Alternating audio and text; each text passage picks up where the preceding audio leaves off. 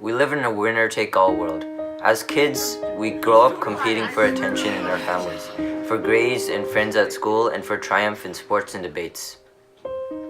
Here in Silicon Valley, they talk about fail fast or do a quick pivot, but failing can be agonizingly slow with no possibility of full recovery.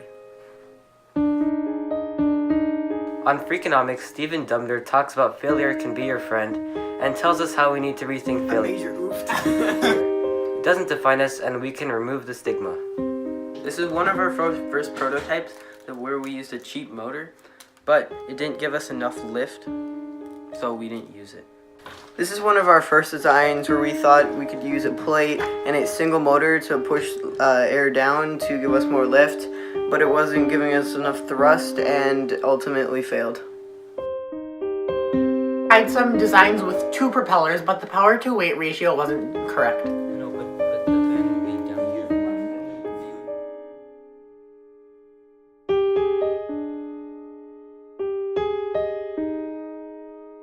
So we attempted to use this design which used the single rotor and the scoop, but it ended up just going in circles, so we couldn't use that anymore.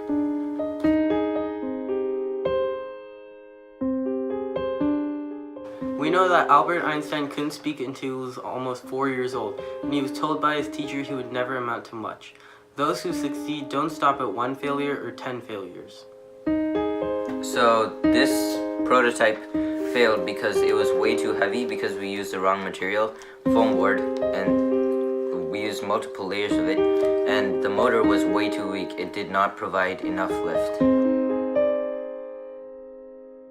This prototype is getting closer to our final design with a drone motor and 3 lithium batteries in series. So this is the prototype that we took to the test trials today, and it passes the challenge sometimes, but it fails the other times.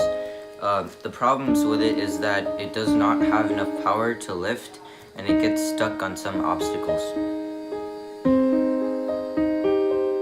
Today is March 9th, 2019, and we just got back from the tech, where our design was still failing.